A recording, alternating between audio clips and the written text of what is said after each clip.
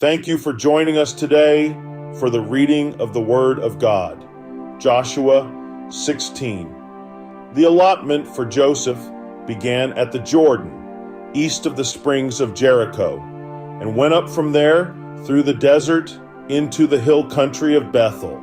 It went on from Bethel, that is, Luz, crossed over to the territory of the Archites in Ataroth, descended westward to the territory of the Japhletites as far as the region of Lower Beth Horon and on to Gezer, ending at the Mediterranean Sea. So Manasseh and Ephraim, the descendants of Joseph, received their inheritance. This was the territory of Ephraim according to its clans. The boundary of their inheritance went from Ataroth Adar in the east to Upper Beth Horon and continued to the Mediterranean Sea.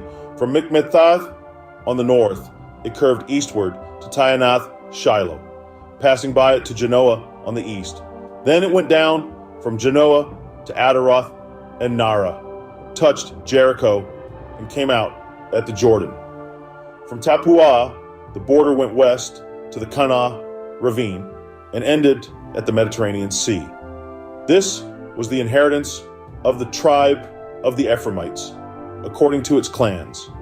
It also included all the towns and their villages that were set aside for the Ephraimites within the inheritance of the Manassites. They did not dislodge the Canaanites living in Gezer. To this day, the Canaanites live among the people of Ephraim, but are required to do forced labor. Please take a moment to read the PDF attached to each and every video that has an explanation of the Word of God.